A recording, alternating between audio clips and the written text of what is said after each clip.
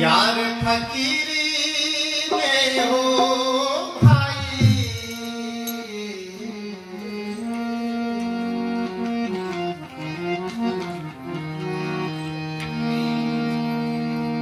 यार फकीरी में हो, यार फकीरी में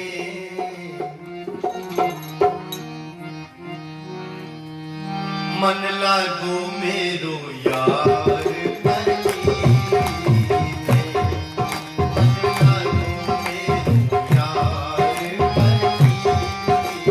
फकीरी में, यार फकीरी में हो भाई, यार फकीरी में हो भाई, यार फकीरी में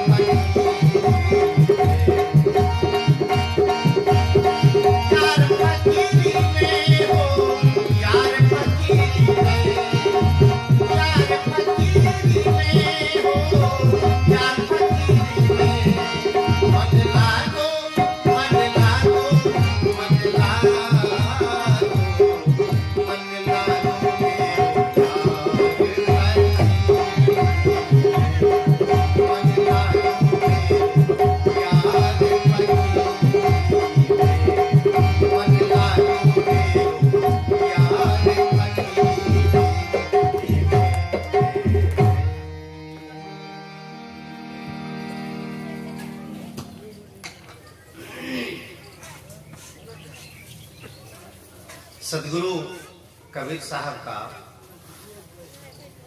यह भजन बहुत प्रसिद्ध है और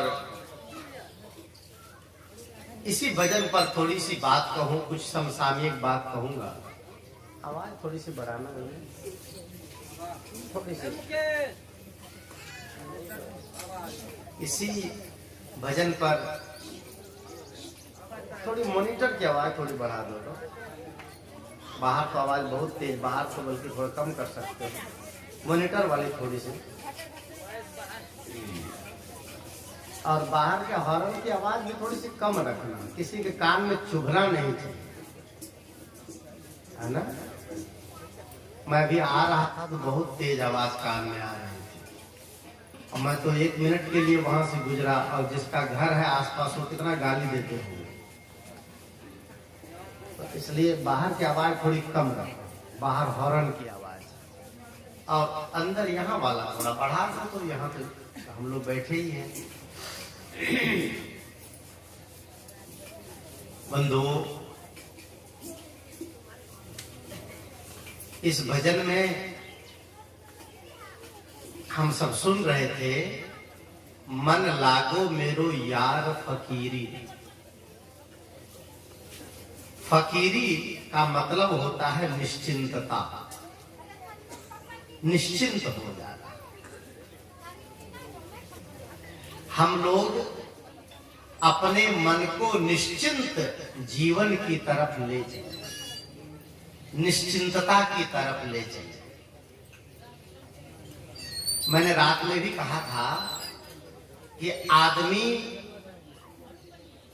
अपने जीवन में चिंता मुक्त नहीं हो पाता है। खाता है लेकिन चिंता करता है। अच्छा, चिंता करने से कुछ मिलता नहीं है, लेकिन फिर भी पता नहीं क्यों चिंता करने में अच्छा लगता है, आदमी उसमें डूबा रहता है। फकीरी का मतलब है बेफिक्र जीवन, जिसमें कोई चिंता न हो, जिसमें कोई अवसाद न हो, जिसमें कोई पीड़ा न हो। फकीर जो शब्द है ये अरबी भाषा का है। सीटी न आने पाए, थोड़ा सा ध्यान रखना भैया।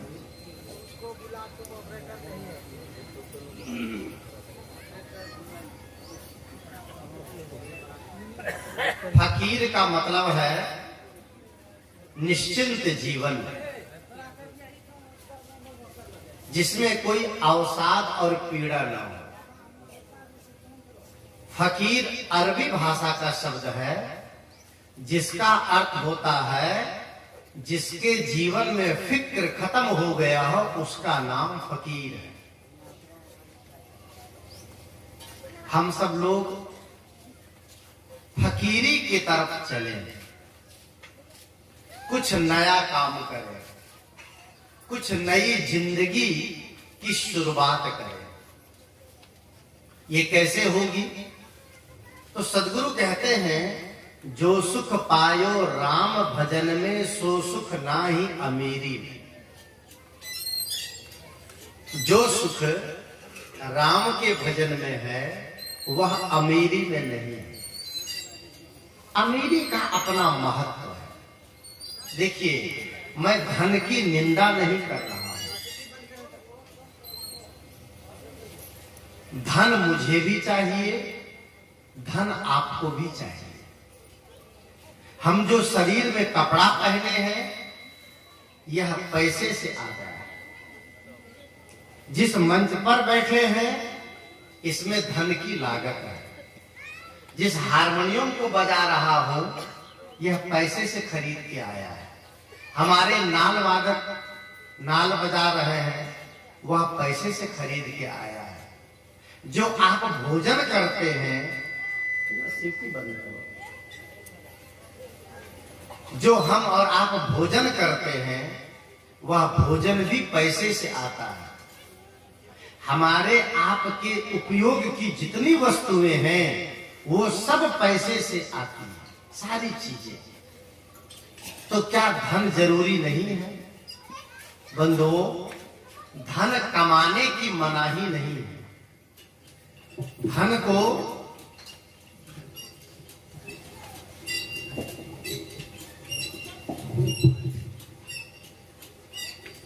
को नकारा नहीं जा सकता है। इतना नजदीक से मैं बोलता नहीं हूं, आपने कर दिया। मैं थोड़ा दूर ही रखता हूं, सच जाता है जरा। मैं गाता भी नजदीक से नहीं हूं, बोलता भी नहीं।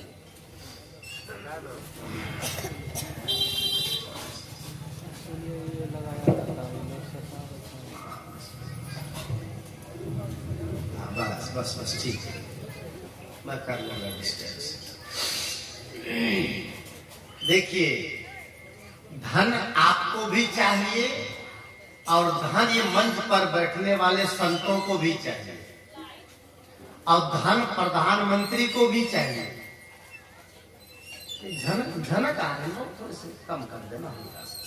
धन प्रधानमंत्री को भी चाहिए। अच्छा, आप समझते होंगे आप लोग कि प्रधानमंत्री तो नोट छापता है, उसको क्या कमी है? ऐसा नहीं होता है। प्रधानमंत्री को भी जो तनख्वाह मिलती है वो तनख्वाह ही ले सकता है। रिजर्व बैंक में जो नोट छपते हैं वो प्रधानमंत्री 1 रुपया भी बेमतलब का नहीं ले सकता, उसका सबका हिसाब है। आप कहेंगे वो तो मालिक है देश का मालिक है, लेकिन खर्च नहीं कर सकता अपने हिसाब से, उसका एक सिस्टम है। तो प्रधानमंत्री को भी धन की जरूरत है, गांव के लोगों की जरूरत है, हम सबकी जरूरत है। बंधुओं, धन इंसान के जीवन गुजर के लिए अति आवश्यक है। मैंने कहा ना आपको, हम सब लोग आपके यहाँ आए हैं और जब चलने लगेंगे तो आप मुझे धन देंगे। कुछ क्यों देंगे? हमारे जीवन गुजर के लिए देंगे, हमारे जीवन की व्यवस्था के लिए देंगे, आश्रम की व्यवस्था के लिए देंगे, संतों की सेवा के लिए देंगे। इतना ही नहीं, हम जिस वाहन से आए हैं उस वाहन में भी हम डीजल और पेट्रोल डालते हैं, और पेट्रोल टंकी पर जाकर हम उसमें पेट्रोल भरवा लें अपने कार में, और पेट्रोल भरवाने के बाद पेट्रोल पंप का मालिक कहेगा कि बाबा पैसा दीजिए, तो हम उनको कहेंगे क्या करोगे पैसा? भजन गाओ मन लागो मेरो यार फकीरी। अगर मैं उनको भजन सुनाऊंगा और उनको कहूंगा ये दुनिया झूठी है, ये धन छूट जाएगा, ये माया मोह यही रह जाएगा, और संसार में कुछ लेके नहीं आए, कुछ लेके नहीं जाओगे, क्या करोगे धन लेकर? तो वो कहेगा बाबा ये ज्ञान सुनाना आप सुल्तानगंज में जाके हमको 2 रुपया गिनो, कहेगा। वो कहेगा ज्ञान नहीं चाहिए हमको, ज्ञान हमारे पास है, हमें पैसा चाहिए। वो धन की जरूरत है। हम दुकान से कोई सामान ले लें, रास्ते रास्ते चल रहे हैं और एक लदिया दही ले लूं और चूड़ा लेके और खा ले सब लोग और चल दे, दुकानदार कहेगा पैसा, हम कहे दुनिया झूठी है, क्या करोगे पैसा लेके? तो वो फिर मानेगा नहीं, पुलिस को बुला के हमको जेल भिजवा देगा। बंधुओं, धन की अपनी मर्यादा है, धन की अपनी आवश्यकता है। धन सबको कमाना चाहिए। जो आदमी आलसी होता है वह आदमी अपने जीवन में संपन्न नहीं हो सकता। धन क्यों नहीं कमाना चाहिए? शरीर से हर आदमी को श्रम करना चाहिए, शरीर से हर आदमी को मेहनत करना चाहिए, और जो जिस क्षमता में है, जिस श्रेणी में है, उस श्रेणी में सबको मेहनत करना चाहिए। अगर आप बुजुर्ग भी हो गए हैं और जितनी आपके शरीर में क्षमता है तो मेहनत करें। अगर आप शरीर से मेहनत नहीं करेंगे तो शरीर बेकार हो जाएगा, शरीर आपका आलसी हो जाएगा, शरीर में रोग लग जाएगा, शरीर में तरह तरह की बीमारियां हो जाएंगी, और आपका शरीर अपने ही लिए दुखद हो जाएगा। इसलिए हर आदमी को परिश्रम करने की जरूरत है। तो धन सबको चाहिए, धन के बगैर जीवन नहीं चल सकता है। लेकिन सदगुरु कबीर साहब यहाँ कहते हैं कि धन पाने के बाद फिर क्या करना है, धन कितना चाहिए। धन की एक सीमा है, धन की एक मर्यादा है। धन एक मात्रा में हमने कमा लिया, अब उसके बाद क्या करना है, धन कमाने के बाद अपने मन की शांति का काम करना है। मन की शांति का काम करेंगे और मन की शांति के लिए सदगुरु कहते हैं, जो सुख पायो राम भजन में सो सुख नाही अमीरी में। जो सुख मैंने राम भजन में पाया वह अमीरी में नहीं पाया। अमीरी का मतलब संपन्नता। ऐसे ऐसे लोग आपके नजरों के सामने हैं जो बहुत सुंदर सुंदर मकान बना लिए, बहुत सुंदर सुंदर व्यवस्था कर लिए, बड़ी अत्याधुनिक सुविधाओं से लैस हो गए, लेकिन जीवन में शांति नहीं है, मन में चैन नहीं है, उसके अंदर में भजन नहीं है, साधना नहीं है, राम भजन। दो बात है, एक है भोजन और एक है भजन। ध्यान दीजिएगा थोड़ी बात आप लोग, एक है भोजन और दूसरा है भजन। दोनों बात आप लोग विचारिए। भोजन हम सबके शरीर के लिए आवश्यक है और भजन किसके लिए आवश्यक है, हमारी आत्मा के लिए भजन आवश्यक है। किसके लिए, आत्मा के लिए। हमारा और आपका जीवन दो तत्वों से चलता है। शरीर पंच भौतिक है और आत्मा अभौतिक है। इस शरीर में जीव है, इस शरीर में आत्मा है, इस शरीर में ब्रह्म है। तभी तो इस शरीर का इतना मूल्य है, तभी तो इस शरीर का इतने कीमत है, तभी तो इस शरीर का इतना महत्व है। शरीर के लिए हम भोजन करते हैं और आत्मा के लिए क्या करते हैं, भजन हो रहा है, नहीं होता। भजन लोग केवल मानते हैं, भजन का मतलब मानते हैं लोग कि सत्संग में चले गए, थोड़ा भजन सुन लिए, थोड़ा तालियां बजा लिए, थोड़ा सा बैठ करके ध्यान कर लिए, बस भजन हो गया। बंधुओं, ये भजन तो बहुत छोटा भजन है। भजन का बृहद अर्थ है अपने जीवन के उन सभी कारणों से दूर भाग जाना जिन कारणों से हमारा जीवन अंदर से व्यथित है, उसका मतलब है भजन। जिन कारणों से हमारा जीवन दुखी है उन कारणों को हटा देना है भजन। जिन कारणों से हमारे मन में दर्द बना हुआ है उन कारणों को हटा देना भजन है। भोजन हम रोज करते हैं और मैं पूछूं कि आप लोग दिन में कितनी बार भोजन करते हैं, जरा बोलिए। तो आप लोग भोजन करते हैं, सुबह करते हैं, दोपहर में करते हैं और रात में करते हैं। तो कितनी बार हो गया, 3 बार। अच्छा, ये तो 3 बार तो ये मोटा मोटा गिनती है, जैसे सुबह खाए, दोपहर में खाए, शाम को खाए, ये मोटा मोटा। अब बीच बीच में जब कहीं बाजार चले गए, मेला ठेला चले गए, तो चाट पकौड़ी गोलगप्पे की तो गिनती नहीं है। वो भी, उसकी भी तो आखिर वो भी तो इसी मुंह में जाता है, इसी तन में जाता है, वो भी खाते हैं। फिर कहीं मिठाई खा लिए, जलेबी खा लिए, रसगुल्ला खा लिए, कहीं नाश्ता कर लिए, वो सब भी जा रहा है। भोजन हम लोग दिन में 3-3 बार करते हैं। और भजन कितनी बार करते हैं, भजन कितनी बार होता है। अभी सत्संग भवन में मेरा आसन है, सुबह टाइम में देखा 6 बजे से वहां स्तुति प्रार्थना का कार्यक्रम था। गिने चुने 10-15 लोग आए। अब 10-15 लोग, वो भी कौन आए, जो रिटायर है, जो घर में किसी काम के नहीं है, उनको भी पता हो पाती है कि माता जी आप जाइए वहां सत्संग करके आए। उनको भेजती है, खुद आने के लिए उनके पास वक्त नहीं है। या जो बूढ़े बुजुर्ग लोग हैं वो आते हैं, जवानों को भजन के लिए वक्त ही नहीं है, जवानों को सत्संग के लिए वक्त ही नहीं है, जवानों को अपने जीवन सुधार के लिए टाइम ही नहीं है। बंधुओं, एक है जीवन गुजर और एक है जीवन सुधार। ध्यान दीजिएगा, जीवन को सुधारेंगे तो सुधरेगा और बिगड़ना तो इसका अपने आप निश्चित है। जीवन को अच्छा बनाना पड़ता है, बिगाड़ना नहीं पड़ता है।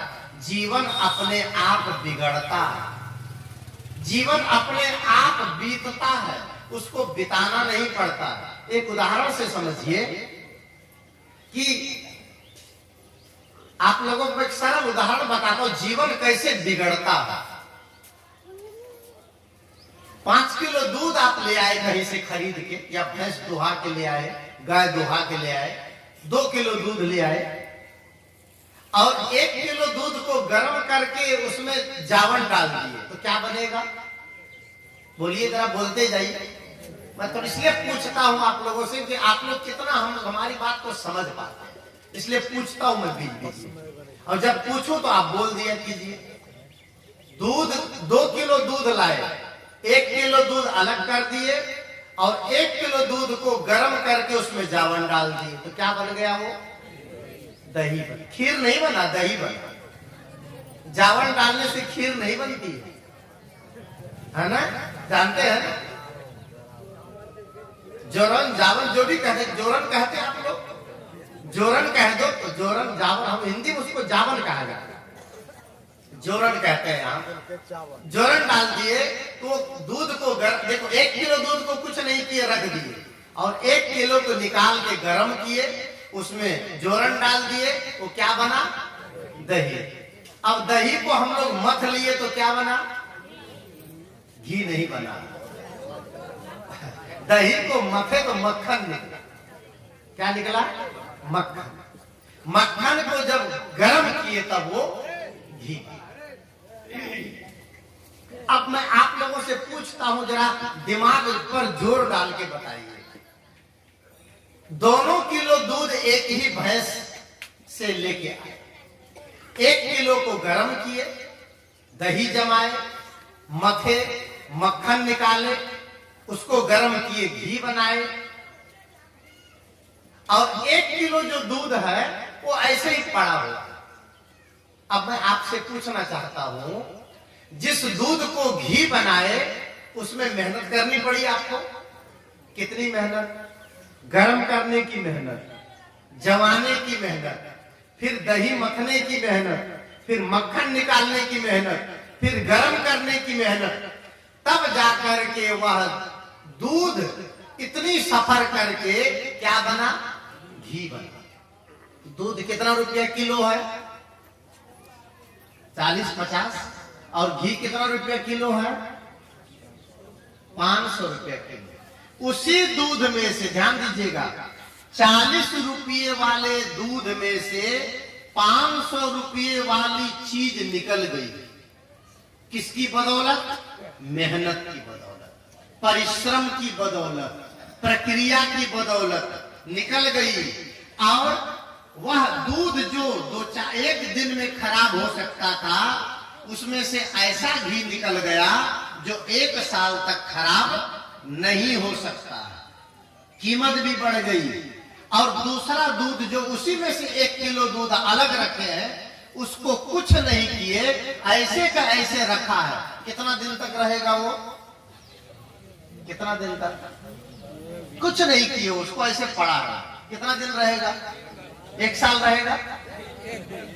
1 दिन है, उसके बाद वो क्या होगा? खराब हो गया। आपने उसको खराब किया है। अच्छा, उसको खराब करने के लिए क्या डाले हैं आप उसमें? कुछ नहीं ना, बिना कुछ किए वह खराब हो गया। ऐसे ही बंधुओं, अगर इस जीवन को, ये जीवन दूध की तरह है, अगर आप इसको मेहनत नहीं करेंगे, इसको दिशा नहीं देंगे, इसमें मेहनत नहीं लाएंगे, इसको साधना में नहीं लगाएंगे, भजन में नहीं लगाएंगे, सत्संग में नहीं लगाएंगे, ध्यान में नहीं लगाएंगे, ज्ञान में नहीं लगाएंगे तो यह वैसे ही फट जाएगा जैसे बिना मेहनत किए दूध खराब हो गया। खराब करना नहीं पड़ा, खराब अपने आप हो गया। और उदाहरण सुनाऊं आपको। ये माताएं सब बड़ा सुंदर सुंदर कपड़ा पहनी है, आप सब लोग उज्जर उज्जर कपड़ा पहने हैं, धो करके प्रेस करके पहने हैं, और पहन करके एक दिन दो दिन घूमते हैं, और घूमने के बाद कोई आदमी कहता है बड़ा उज्जर उज्जर कपड़ा है और बहुत सरफ है, घर में थोड़ा सा गंदगी लगा ले। गंदगी लगाता है कोई?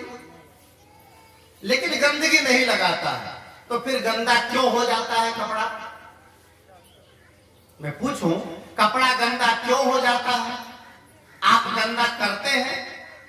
आप गंदा करने जाते हैं कहीं पर? आप कहीं कपड़े को मिट्टी में ले जाकर के रगड़ते हैं कपड़े को? नहीं, ये पूरी प्रकृति में गंदगी घूम रही है, वो उड़ उड़ करके आपके ऊपर आ जाती है। आप चाहते नहीं है, अपने आप गंदगी आती है। अब करना क्या पड़ता है? मेहनत करना पड़ता है। क्या? साबुन लगाना पड़ता है, रगड़ना पड़ता है, धोना पड़ता है, साफ करना पड़ता है। बंधुओं, कपड़े को साफ किया जाता है, गंदा नहीं किया जाता है। गंदा अपने आप हो जाता है। और एक उदाहरण दिखा के मैं बात आगे बढ़ाऊंगा। आप लोग किसान भाई हैं, खेत में गेहूं बोते हैं, धान बोते हैं, मक्का बोते हैं, मक्का का बीज डालते हैं। मक्का तो उगता है और मक्का के साथ साथ में कुछ और भी उग जाता है। उसका क्या नाम है? घास पतवार, खर पतवार। तो खर पतवार आप बोए हैं? नहीं ना, वो अपने आप उगता है। अब समझदार किसान कौन है? वह है जो मक्के की फसल की सुरक्षा करता है और खर पतवार को निकाल निकाल करके बाहर करता है, तब उसकी फसल सुरक्षित होती है। उसी तरह से बंधुओं, हमारे जीवन में जो ये ज्ञान है, हमारे जीवन में जो साधना है, हमारे जीवन में जो सत्संग है, यही है भजन। यह भजन हमारे आंतरिक जीवन को पवित्र बना करके, सुरक्षित बना करके, संपन्न बना करके और अंदरूनी ताकत देता है। भजन कब करना चाहिए? प्रश्न होता है, भजन कब करना चाहिए? सत्संग कब करना चाहिए? तो संतों ने कहा, करिए नित सत्संग को, बाधा सकल मिटाए। रोज रोज सत्संग करें, नित्य प्रति सत्संग करें, नित्य प्रति भजन करें, नित्य प्रति ध्यान करें, और जितना वक्त मिले उतना वक्त करें। इसमें कोई नाप नहीं है, कोई तराजू नहीं है। सदगुरु कबीर ने एक भजन में गाया, ये चुनरी है अनमोल, दिन दिन भजन करो। ये जो हमारा चुनरी है, ये अनमोल है, और दिन दिन भजन करें। भजन का मतलब केवल आंख बंद करके बैठना नहीं है। भजन का मतलब है अपने मन के विचारों को कभी भी विकृत न होने देना। आपने सुना है ना भजन, मन की तरंग मार लो बस हो गया भजन, और आदत बुरी सुधार लो बस हो गया भजन। ये भी तो भजन है। आए हो तुम कहां से और जाओगे कहां, इतना तो दिल विचार लो बस हो गया भजन। कोई तुम्हें बुरा कहे तू सुन कर क्षमा, वाणी का सर संभाल लो बस हो गया भजन। यही तो भजन है, यही तो साधना है, यही तो सत्संग है। मैं कह रहा था कि जो सुख पायो राम भजन में, सो सुख ना ही अमीरी में। राम भजन का मतलब है आत्मचिंतन करना। दुनिया में दो भजन है, एक काम का भजन, एक राम का भजन। कितने लोग दुनिया में ऐसे हैं कि उठता है सुबह और केवल पेट के लिए दौड़ता है, केवल काम करता है, केवल काम करता है, और काम करते करते करते करते आदमी का जीवन तमाम हो जाता है। बंधु, ये अपने जीवन में कर्मों को संभाले कि आपके कर्म कैसे हैं। यही तो भजन है। जो आदमी अपने जीवन में मन वचन और कर्मों को सावधानी से समझ लिया, जिन्होंने अपने जीवन में मन वचन और कर्मों का सही सही ढंग से उसका मूल्यांकन कर लिया, उसका जीवन भजनमय हो गया, उसका हर काम भजनमय है। अगर आदमी चिंतन पूर्वक खेत में काम करता है, लगन से काम करता है, तो वह खेत का काम भी भजन है। आदमी अगर ईमानदारी से किसी ऑफिस में काम करता है, तो वह ऑफिस का काम भी भजन है। अगर आदमी ईमानदारी से विद्यालय में जाकर बच्चों को पढ़ाता है, तो बच्चों को पढ़ाना भी भजन है। अगर आदमी ईमानदारी पूर्वक दुकानदारी करता है, ग्राहकों को सही सामान देता है, तो वह दुकानदारी भी उसके लिए भजन है। और वह आदमी अगर मंदिर में जाकर के पूजा अर्चना करता है, तो वह पूजा अर्चना भी उसके लिए भजन है। बंधु, भजन का मतलब है आपके जीवन की सुचिता, और जीवन की सुचिता का मतलब है आपका तन भी पवित्र हो, आपका मन में कुचिंतन न होने पाए, और वाणी से अपशब्द का प्रयोग न होने पाए। किसी के साथ आप कटु न बोले, किसी के साथ आप अपशब्द न बोले, किसी के साथ आप विश्वासघात न करें, किसी के साथ धोखा न करें, किसी का हक न मारे, किसी के साथ जबरदस्ती न करें, किसी के साथ दुराचार और अत्याचार न करें। बस भजन और करने की जरूरत नहीं है। भजन तो आपका हो रहा है, रोकना ही, ये इन दुष्कर्मों को रोकना भजन है। भजन है कर्मों का सुधार। सद्गुरु कबीर ने एक भजन गाया इसी भजन के इस प्रसंग में, कितना सुंदर।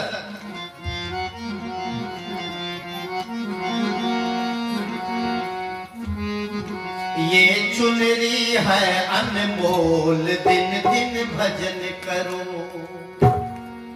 कौन सी चुनरी? ये शरीर रूपी चुनरी।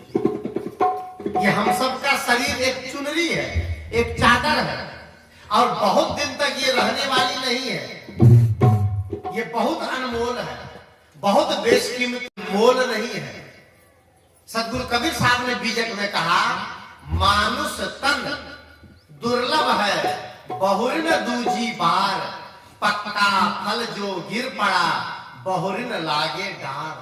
फिर से नहीं मिलेगा। और इन्हीं बात को इन पंक्तियों में कहते हैं, भजन करो, भजन करो, भजन करो, भजन करो, भजन करो, दिल खोल दिन दिन भजन करो। ये चुनरी है अनमोल, दिन दिन भजन करो। ये चुनरी है अनमोल, दिन दिन भजन करो।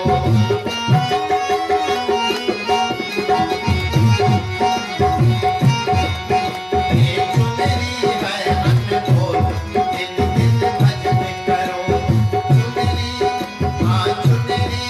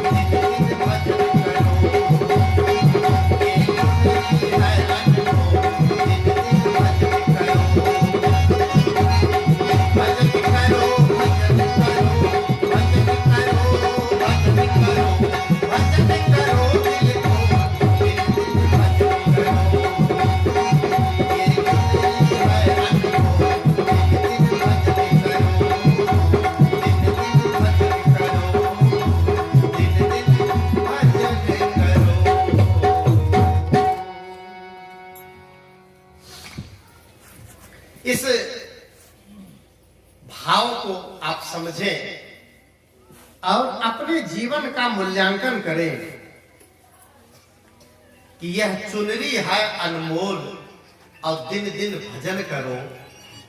भजन का मतलब है अपने कर्मों का सुधार।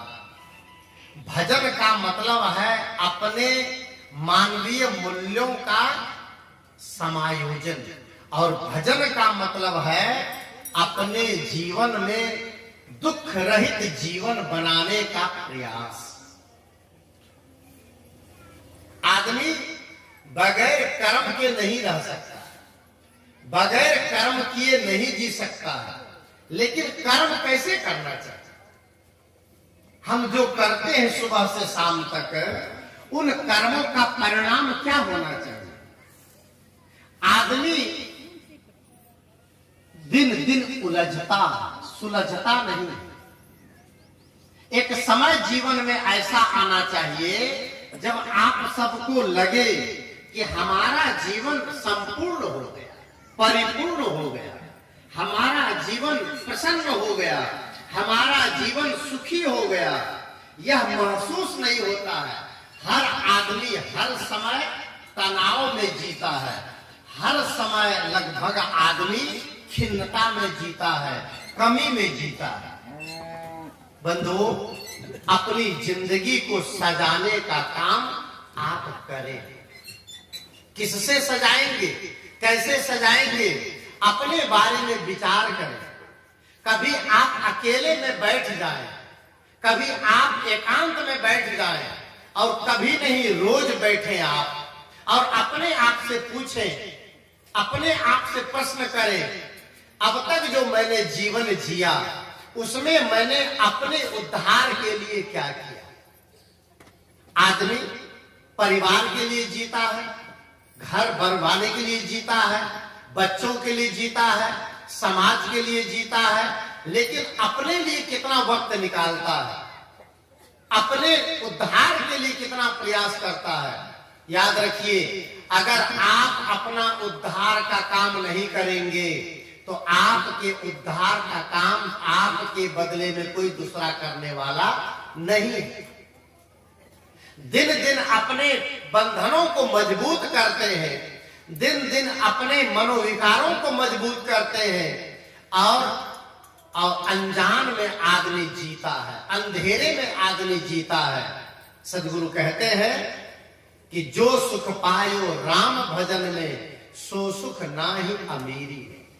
राम कहाँ है? राम बाहर नहीं है, राम आपके भीतर है। आप संतुष्ट हैं, राम संतुष्ट है।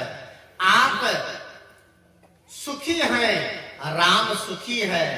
आप चिंतन में हैं, राम चिंतन में है। आपका स्वरूप ही राम का स्वरूप है।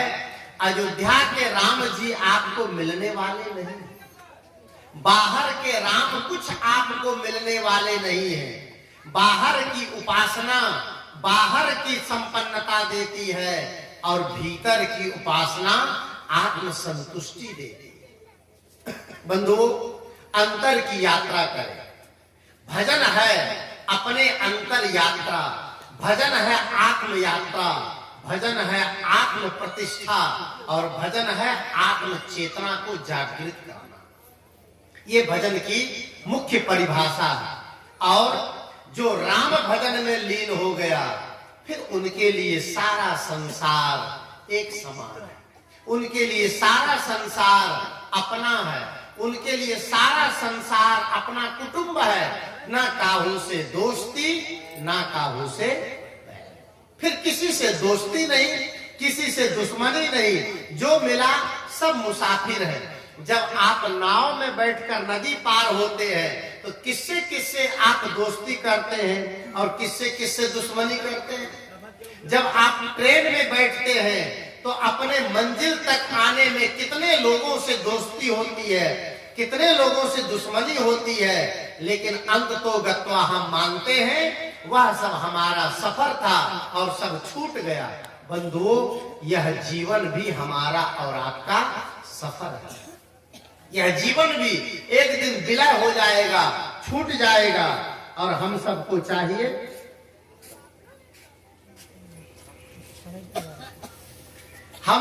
चाहिए कि अपने कर्मों को सुधारें। और जो आदमी अपने कर्मों पर विश्वास करता है वह किसी देवी देवता भगवान भगवती और किसी तरह के परोक्ष शक्ति पर विश्वास नहीं करता। आज लोगों ने अपने कर्मों को नहीं सुधारा, इसीलिए समाज और परिवार बिगड़ता जा रहा है, इसीलिए मनुष्य का जीवन बिगड़ता जा रहा है। कर्म आपसे कौन करवाता? ध्यान दीजिए, थोड़ी सी बात कहूं मैं, 10-5 मिनट और बात विराम दूंगा। आपको आपसे कर्म कौन करवाता है? आप किसकी प्रेरणा से कर्म करते हैं?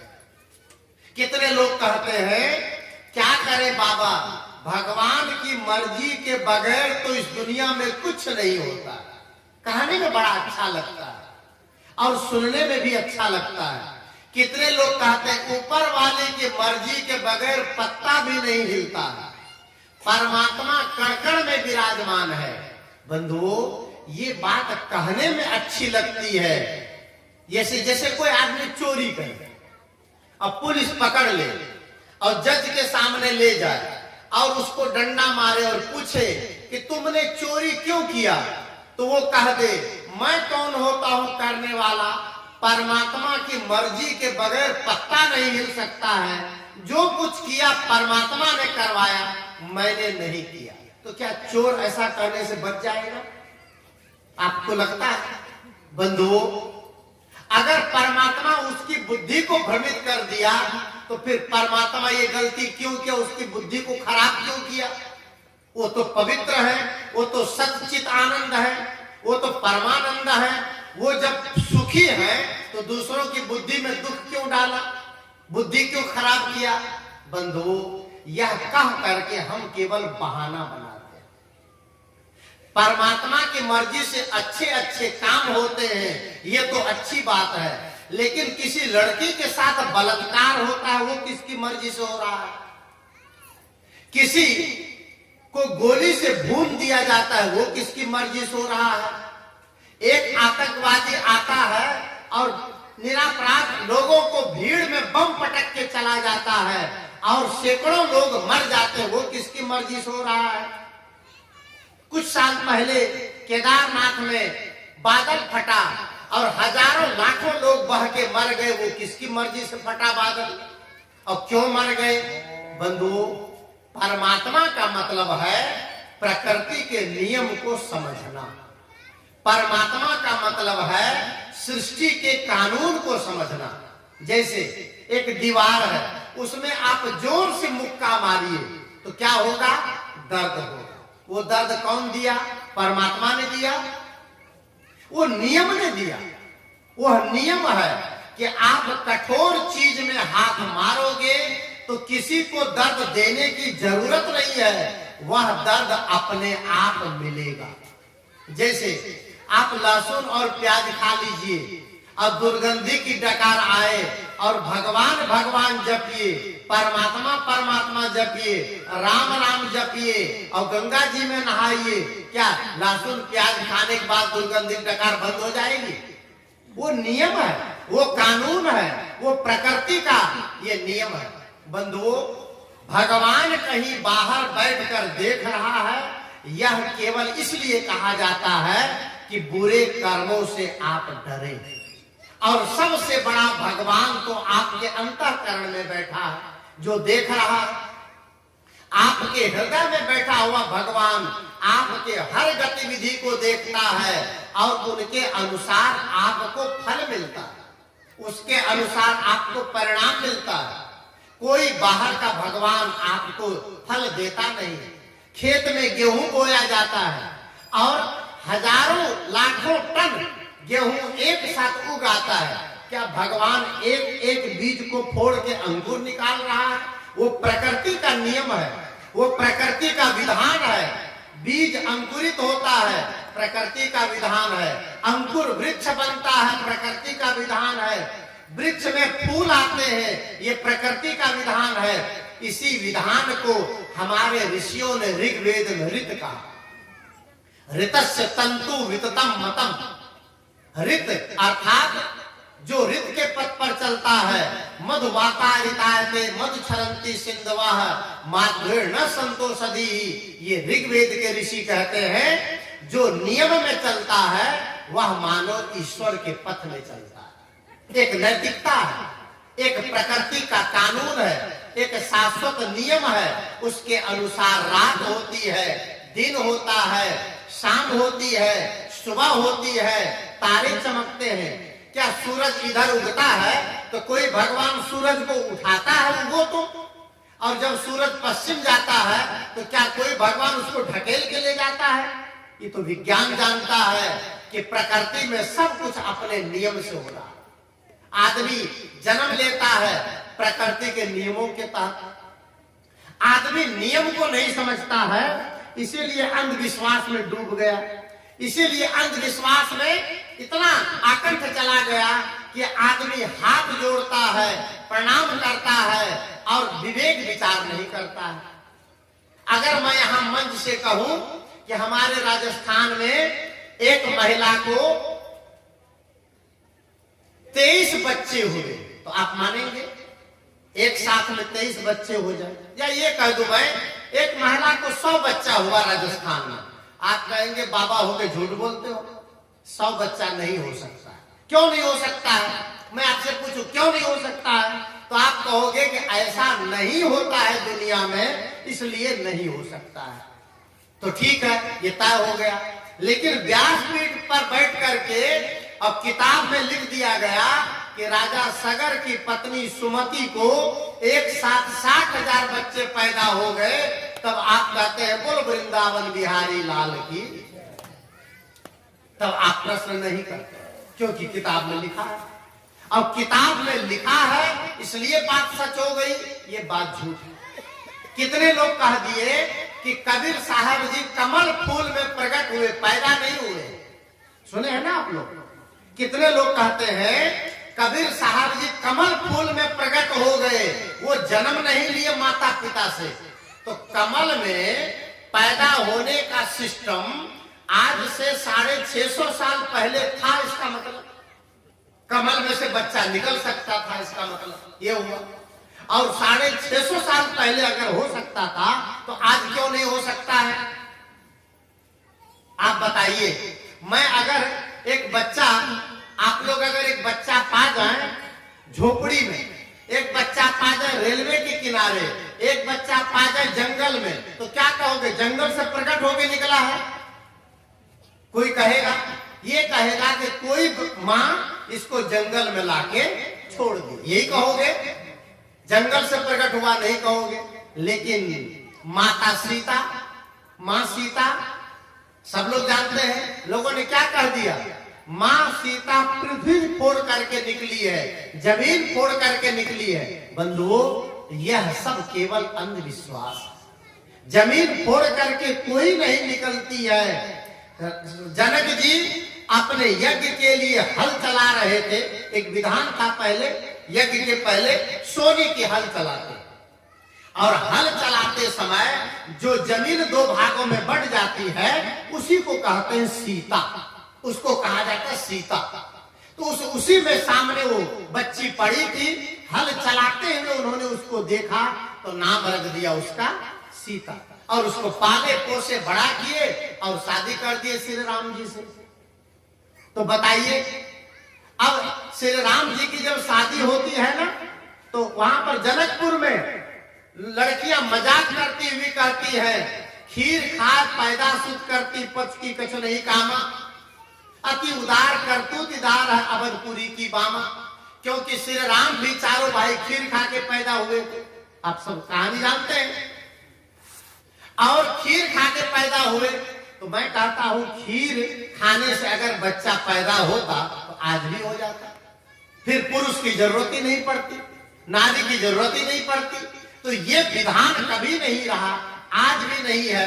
तो वहां पर श्री राम ने कहा, भाई हमारे यहाँ कोई नहीं जन्मे माता पिता बिन बांधे वेद की रीति, अब तुम्हारे तो सब मई से उपजे असमरे नहीं रीति।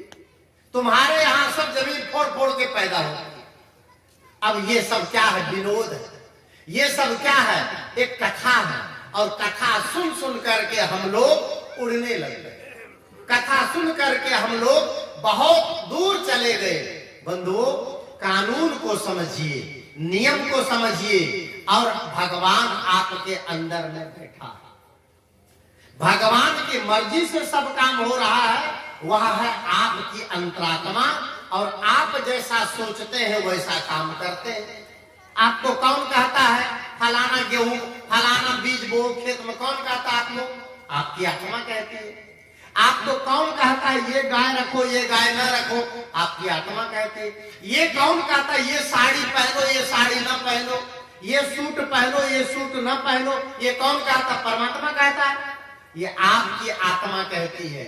यह आत्मा ही परमात्मा है। इस बात को अच्छी तरह से जान लो। और आत्मा ही कर्म फल को भोगता है। आपके जितने कर्म हैं उन सभी कर्मों को भोगने वाला आप खुद है। कोई काहू न सुख दुख कर दाता, काहू न कोई सुख दुख कर दाता, और निज कृत कर्म भोग सब भ्राता। ये जब श्री राम जी चित्रकूट को तरफ चले हैं, और जहां पर वो जो केवट का क्षेत्र आता है, उस केवट के क्षेत्र में श्री राम जी रात्रि में विश्राम कर रहे हैं, और केवट लक्ष्मण से चर्चा करते हैं, और वहां पर सुमंत है। तो लक्ष्मण जी अपने पिता को कोसते हुए कहते हैं केवट से कि देखो केवट भाई, हमारे पिता ने हमारे भैया को जंगल में भेज दिया, और देखो दुख पा रहे हैं। आज हमारे भैया जो राज सिंहासन पर सोते थे वो आज एकदम घास पर सोए हैं। तो केवट उनको कहते हैं वहां पर कि भैया लक्ष्मण, काहू न को सुख दुख कर दाता, और निज कृत कर्म भोग सुन भ्राता। कोई किसी को सुख दुख नहीं देता है, अपने अपने कर्मों का फल सबको मिलता है। सदगुरु कबीर साहब ने बीजक में कहा, आपन कर्म न मेटो जाई, और कर्म का लिखा मिटे धो कैसे, जो जुग कोटि सुराई।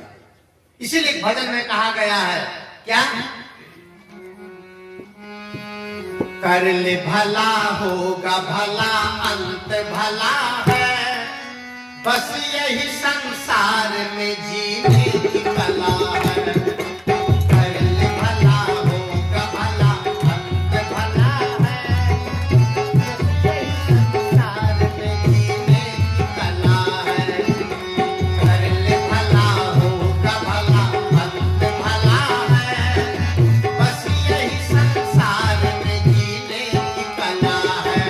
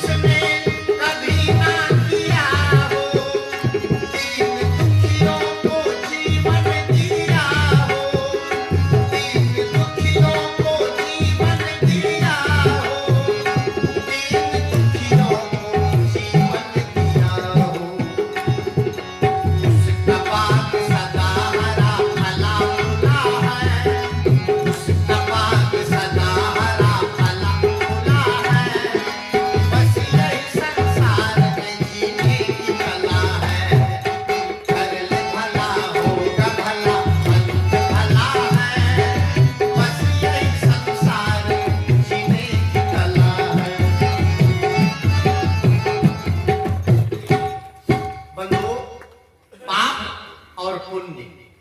अगर पाप कोई करता है तो आदमी भगवान से नहीं डरता है, इंसान से डरता है। ये बात सच है, आप सब समझिए। जब कोई आदमी किसी के घर डाका डालने जाता है, क्या भगवान से डरता है? किससे डरता है? इंसान न देख ले यह सोचता है, और भगवान देख रहा है इसकी चिंता उसे नहीं है। भगवान कहां है? फिर मैं बोल रहा हूं कि इंसान पाप कर्म करता है, भगवान के डर से नहीं डरता है, भगवान के शासन को नहीं समझता है, लेकिन पाप करने के बाद जब उसका फल आता है तो अंदर में जो भगवान बैठा है वह समझता है यह मेरे ही कर्मों का परिणाम है। भगवान की भक्ति तो दोनों लोग करते हैं। घर का मालिक जब सोने चलता है तो भगवान को प्रणाम करके और कहता है हे भगवान, सोने जा रहा हूं, हमारे घर की रक्षा करना। और दूसरे घर से चोर भी अपने भगवान को प्रणाम करके निकलता है, भगवान मैं भी अपने काम के लिए जा रहा हूं, मेरा भी दांव लगाना। अब भगवान किसका सुने? भगवान किसकी बात को स्वीकार करे? बंधुओं, भगवान आपके अंतर बैठा है। अंतर घट में काशी ढूंढा, मथुरा ढूंढा और ढूंढा गुरुद्वारा, और तन के भीतर कभी न ढूंढा जो है सबका प्यारा। उस प्यारे आत्म तत्व का परिचय प्राप्त करें, और वह परमात्मा हजार आंखों से देख रहा। हमारे गुरुदेव सदगुरु श्री अभिलाष साहब जी एक कहानी कहा करते थे, मुझे याद आ गई तो मैं कहा कि बात खत्म करूं, भजन भी पूरा हो गया। वो कहानी ये कहा करते थे इसी प्रसंग में सदगुरु श्री अभिलाष साहब जी कि एक जगह एक गांव में एक मियाँ जी रहते थे। मियाँ और थोड़ा सा भोले दिमाग के थे, थोड़ा सा कम दिमाग के थे। कम तो क्या थे, लेकिन भोले भाले थे। एक दिन वो गांव का जमाना था तो गांव के बाहर लोग पैखाना करने जाते थे, वो भी पैखाना करने गए। लेकिन उस धूप थी, गर्मी के दिन थे, एक बैर पेड़ के नीचे वो पैखाना करने बैठ गए। अब बैर पेड़ के नीचे पैखाना करने बैठे तो पैखाना भी करते गए और अपने मन को रोक न सके, जीभ को रोक न सके। अगल बगल पके पके बैर गिरे थे, बैर भी खाते गए, पैखाना भी करते। अब वो उसका नाम, मियाँ जी का नाम था सुभान मियाँ, नाम था उसका सुभान मियाँ। अब पैखाना करते गए, बेर खाते गए, और शाम को फिर आए घर। तो घर आए तो देखते हैं कि आज गांव में वेश्या का नाच है। वेश्या नाच करने आई है, नाचने आई है। तो वेश्या जब नाचने और गाने लगी तो नाचने के पहले वो गाती है। तो गाती है मंच पर, तो गांव के सब लोग इकट्ठा थे, और वो जो सुभान मियाँ थे जरा पैसे वाले थे तो उसको सबसे आगे बिठा दिए कि पैसे वाले मियाँ जी ये नाच देखेंगे तो कुछ इनाम उनाम देंगे, आगे बिठा दिए। अब वो वेश्या गाने लगी, ऐसे हाथ उठा उठा करके गावे कि सुभान तेरी बात मैं जान गई राम, ऐसे कहे। तो सुभान मियाँ सोचा ये हाथ उठा उठा के मुझे कहती है, मेरी कौन सी बात ये जान गई। तो दिमाग में जोर डाली, तो डाले तो सोचता है मियाँ जी कि आज मैं एक गलती किया हूं, पैखाना करते करते बैर खाया। लगता है कि ये कहीं देख लिया है और ये जान गई है। तो मियाँ जी जैसे पहली लाइन सुने कि सुभान तेरी बात मैं जान गई राम, तो अंगूठी पहन रखे थे सोने के, उस सोने की अंगूठी खोल के वेश्या को दे दिए कि बेस तू ये ले और मेरी बात मत। ले लिया अंगूठी। वो खुश हो गई कि नाचते ही इतना बड़ा इनाम, इसका मतलब मियाँ जी को बड़ा पसंद है हमारा गाना। अब फिर वो खड़ी होकर कहती है तड़क करके, सुभान तेरी बात मैं कह दूंगी राम। अभी तक कह रही थी जान गई, अब कहती है। तो उसने कहा अब क्या दूं मैं? तो बढ़िया शॉल ओढ़ रखा था, बेशकीमती शॉल उतार के दे दे। शॉल ओढ़ करके वो नाच के गाई, और सुभान तेरी बात मैं कह रही हूं राम। उसने कहा इतना सब सामान दे दिया, सोना शॉल दे दिया, फिर भी ये हरामजादी मानने वाली नहीं, तो कह रही सबके बीच में कह दूंगी। तो सुभान मियां खुद खड़ा हो गया, अब खड़ा होकर कहता है बेश्या की जात, न अपने इज्जत का डर न दूसरे इज्जत का डर। क्या कह देगी, क्या कह देगी, क्या कह देगी तू? यही तो कहेगी कि सुभान मियां अपना खाना करते करते भर खाएगी, और क्या कहेगी तू? उसने कहा कि मियां जी मैं तो जानती भी नहीं थी कि कोई सुभान मियां है यहाँ, मैं तो उस अल्लाह का नाम, मुझे क्या पता कि आप सुभान मियां हैं, और खाना करते देर खाए कि सोते खाए, हमको क्या मतलब है आपसे?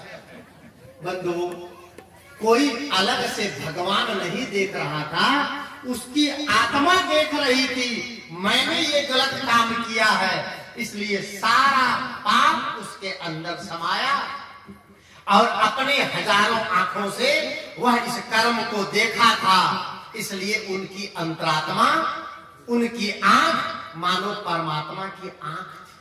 बंधु, आपका भजन है आत्म चिंतन का मतलब है परमात्मा का चिंतन, और भजन क्या कह रहा है? कर ले भला होगा भला, अंत भला है, बस यही संसार में जीने की कला है। कर ले भला होगा भला, अंत भला है, बस यही संसार में जीने की कला है।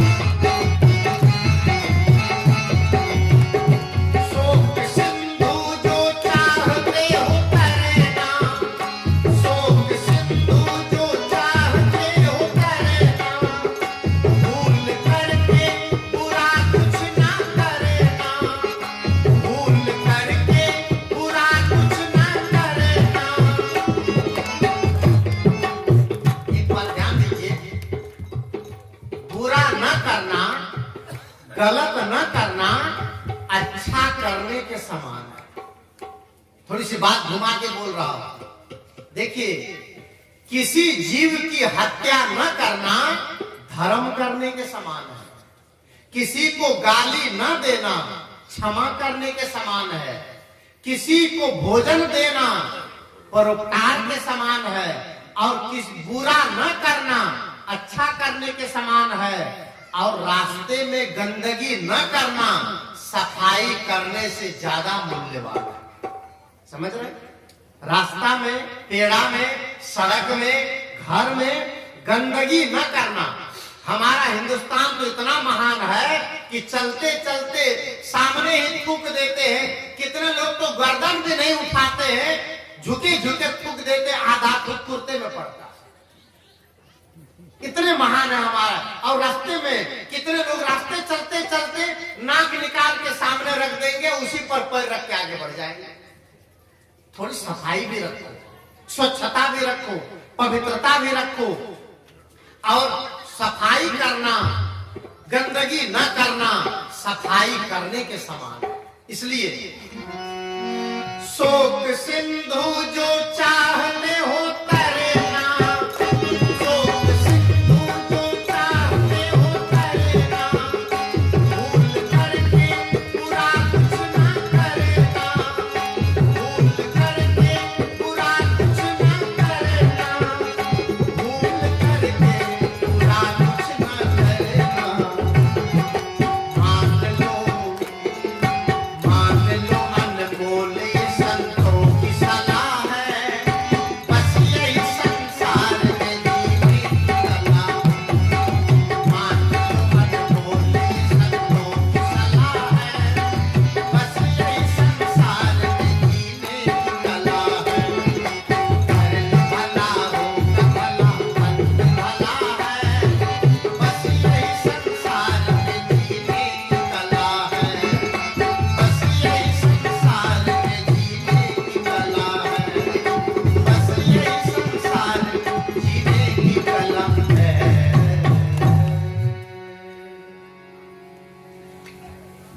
सबको बहुत बहुत धन्यवाद और यहीं पर मैं अपनी वाणी को विराम देता हूँ।